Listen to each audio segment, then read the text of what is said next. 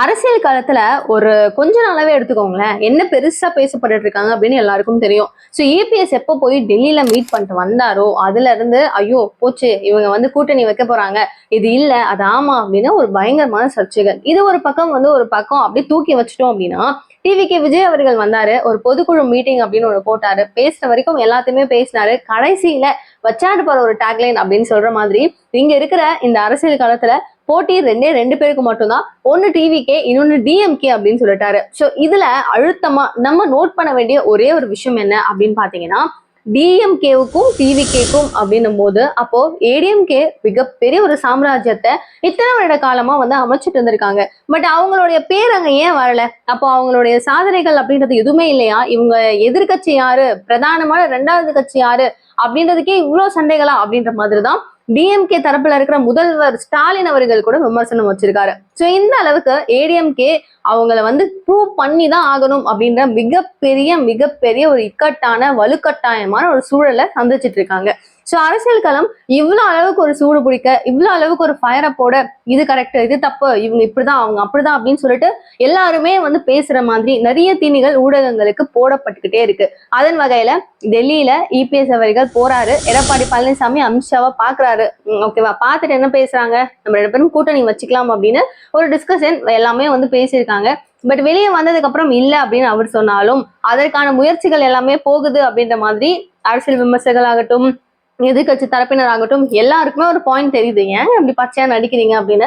So இதெல்லாம் நடக்கும் போது இப்போ வந்து பாத்தீங்கன்னா இன்னொரு விஷயம், இபிஎஸ் போனாரு, அகைன் அண்ணாமலை அவர்கள் போனாரு, அண்ட் முன்னாள் தலைவர் அவர்கள் போயிருந்தாரு, அகைன் திரும்பவும் செங்கோட்டையனும் போயிருக்காரு. இந்த மாதிரி நம்மளுடைய அதிமுகவுல முக்கியமான ஆட்கள் எல்லாருமே போய் எதுக்காக அவர் தனியா மீட் பண்ணிட்டு வரணும் அப்படிங்கிறது இன்னொரு பெரிய கேள்வியாயிடுச்சு. ஃபர்ஸ்ட் நம்ம எல்லாருமே பேசணும், அண்ணாமலையை தூக்கணும் அப்பதான் நான் இருப்பேன் அப்படின்னு அவர் சொன்ன மாதிரி, யாரு இபிஎஸ் சொன்ன மாதிரி ஒரு விஷயம் எல்லாம் வெளியே வந்துட்டு இருந்தது. இதை அப்படியே தூக்கி தூரம் வச்சோம்னா செங்கோட்டையன் போயிட்டு நீங்க இபிஎஸ்ஸே வைக்க கூடாதுன்னு அவர் சொன்ன போது திரும்பவும் இன்னொரு ரூமரு. இந்த மாதிரி மாறி மாறி வர காலகட்டங்கள்ல இதுதாங்க உண்மை அப்படின்னு எல்லாருமே நம்மள மாதிரி மண்ணை பிச்சுட்டு இருக்கோம். சோ இதுல ஒரு குட்டியா நம்மளுக்கு தெரிஞ்ச மாதிரி ஒரு விஷயங்கள் பேசலாம், அதுதான் இந்த வீடியோ. இதுல யாரு கூட கூட்டணி அப்படிங்கிற எல்லா விஷயத்தையும் தாண்டி ஊடகங்கள் டெய்லியும் நியூஸ் சேனல்ஸ் எல்லாம் டெய்லியும் ஒன்னு சொல்லிட்டு இருக்காங்க, நம்மளும் பார்த்துட்டு தான் இருக்கோம். திடீர்னு இவங்க அங்க போயிட்டாங்க, அப்ப இது உடையுது, டிஎம்கே வந்துட்டு நெக்ஸ்ட் கருத்து கணிப்புல அவங்க தான் வின் பண்ண போறாங்க, ஏடிஎம்கே எல்லாம் ஒண்ணுமே கிடையாது, இவங்களுக்கு விட இவங்களுக்கு பெர்சன்டேஜ் அதிகம் அப்படின்னு இப்படிதான் வருதே தவிர இது எல்லாத்தையுமே தூரம் வச்சுட்டு எலெக்ஷன் வருதுதான்.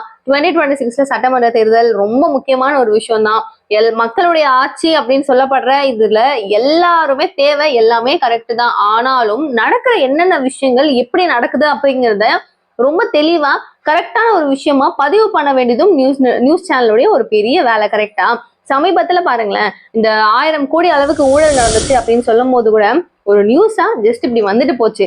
இப்போ இந்த விஷயத்த எடுத்துக்கோங்க, மோடி வந்து ஒரு ட்வீட் ஒன்னு ஆக்சுவலி ஒருத்தர் போட்டிருந்தாரு, நீங்க பாத்திருப்பீங்க. சஞ்சய் ராவத் அப்படின்றவர் என்ன பண்றாரு, ட்விட்டர்ல ஒரு பதிவு ஒண்ணு போடுறாரு. அந்த பதிவுல இந்த மாதிரி மோடிக்கு ரொம்ப வயசாயிடுச்சு, ஆர்எஸ்எஸ் அமைப்பின் சார்பில் அவர் வந்திருந்தாரு, மேபி அவர் போறதுக்கு சான்சஸ் இருக்கு, அவருக்கு பதில் ரீப்ளேசபிளா கர்நாடகாவினுடைய அவர் வர்றதுக்கு வாய்ப்பு இருக்கு அப்படிங்கிற மாதிரிலாம் ஒரு விஷயத்த போட்டாரு.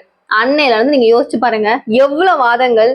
இவர் வருவாரா, மோடி ஏன் அங்க ஆர்எஸ்எஸ் டீமுக்கு போனாரு, அந்த அமைப்புக்கு அவர் ஏன் போனாரு, அப்ப இவருக்கு பதில் இவர் தான் ரீப்ளேஸ்மெண்டா, அப்ப அண்ணாமலையோட நிலைமை என்ன, ஏடிஎம்கேயோட நிலைமை என்ன, அப்படி எப்படின்னு எப்படிலாம் போட முடியுமோ ஐயோ சாமிங்கிற மாதிரி போட்டுட்டு இருக்காங்க. இந்த விஷயத்த அப்படியே ஒரு பக்கம் மைண்ட்ல வச்சு தூரம் வைக்கலாம்.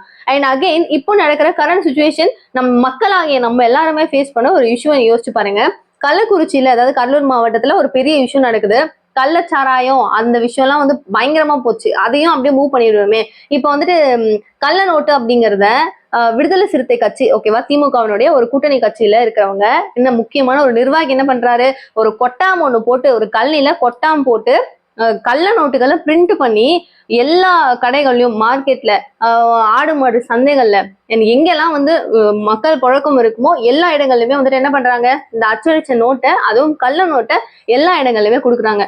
ஒரு வட மாநிலங்கள்ல இருந்து வந்த நபர்களும் சிக்கிறாங்க, இது எப்படி அந்த நோட்டு கிடைச்சது, அந்த நோட்டு கிடைச்சது அப்படின்னு சொல்லி பார்க்கும்போது ஒரு டிராப்ல கரெக்டா விசிகே நிர்வாகி விழுறாரு. அப்போ இது இவ்வளோ பெரிய ஒரு டேர்மான விஷயம். சோ எங்களுடைய ஆட்சி நல்லா இருக்கு அப்படின்னு சொல்றதுல நிறைய விஷயங்கள் அவங்க பண்றாங்க, நம்மளும் பாராட்டி இருக்கோம். பட் இந்த மாதிரி ஒரு விஷயம் நடக்குது அப்படிங்கும் போது இதை ஏன் வந்து நியூஸ் சேனல்ஸ் பேசல அப்படிங்கிறது அப்படிதான் இருக்கு. ஏன்னா அவ்வளோ பெரிய ஒரு இஷ்யூ இருக்கிறத மக்கள் கிட்ட நீங்க கரெக்டா போய் சேர்க்கணும். தப்பு நடந்துக்கு அப்படிங்கும் போது நீங்க பேசணும்ன்றாங்க. இந்த காமெடியெல்லாம் விட்டுருங்க. முக்கியமான ஒரு விஷயம் நடந்துச்சு. டிவிக்கு விஜய் அவர்கள் வந்துட்டு ஒரு பெரிய பொதுக்குழு மீட்டிங் நடத்தினாரு.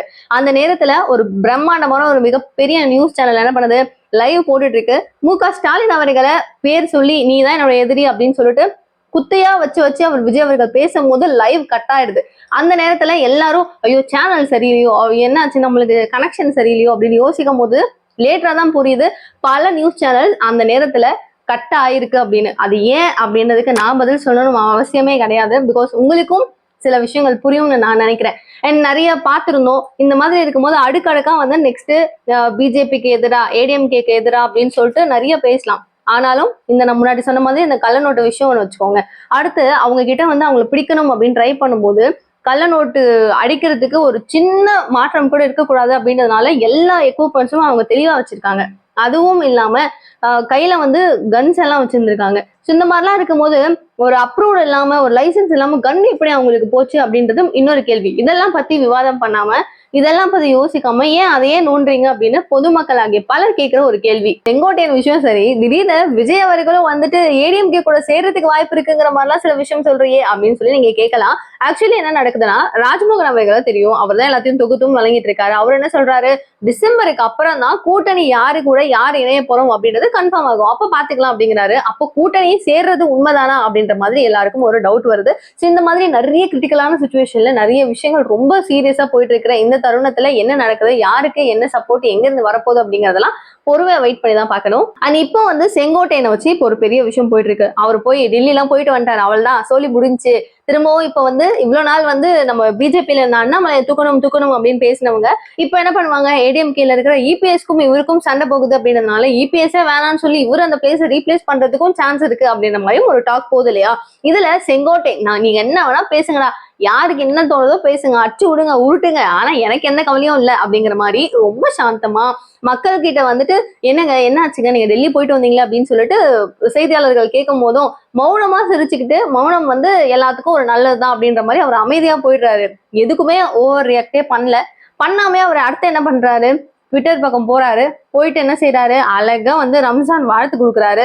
கொடுக்கும் போதும் பின்னாடி பார்க்கும் போதும் அந்த பேனர், ஓகேவா, ஐடி விங் ஏடிஎம்கேவுக்கு ரெடி பண்ணி கொடுத்த அதே பேனர் எடப்பாடி அவர்கள் இருக்கிறாரு. யாரெல்லாம் அவங்களுக்கு இருக்காங்களோ முக்கிய பிரமுகர்கள் யாரும் அவங்க எல்லாரோட போட்டோஸுமே இருக்கு. ஸோ ஐடி விங் என்ன ரெடி பண்ணி கொடுத்தாங்களோ பொதுவா நம்மளுக்கே தெரியும், யாராவது யாருக்காவது அகேன்ஸ்ட் ஆகுறாங்க. எனக்கு ஈவன் எடுத்துக்கோங்களேன், ஜெயம் ரவியும் அவங்களுடைய ஒய்ஃபும் டிவோர்ஸ் பண்ண போறாங்க அப்படின்னு அந்த ஸ்டேட் வரும்போது என்ன ஆச்சு, என் புருஷன் போட்டோவே எனக்கு தேவையில்லை அப்படின்னு சொல்லிட்டு கொஞ்சம் கொஞ்சமா அவங்க ரிமூவ் பண்ண ஆரம்பிச்சாங்க, இவரும் பண்ண ஆரம்பிச்சாங்க. அது மாதிரி ஒரு பெரிய பிளேஸ்ல இருக்கிறவங்க முதல்ல வந்துட்டு சோசியல் மீடியா பக்கங்களை தான் கை வைக்கிறாங்க. அந்த வகையில பார்க்கும்போது இவர் எதுவுமே பண்ணல. செங்கோட்டையன் திரும்பவும் இபிஎஸ்க்கு துணையா தான் இருக்காரு, எந்த இஷ்யூவும் கிடையாது. இதுல இருந்தே தெரியலையா இப்போ இந்த மாற்றம் வந்ததுன்னா, நம்ம ஆல்ரெடி பேசின மாதிரி அண்ணாமலை அவர்கள் அந்த கட்சியை விட்டு போனாரு அப்படின்னா அது பிஜேபிக்கு தான் ஆபத்து.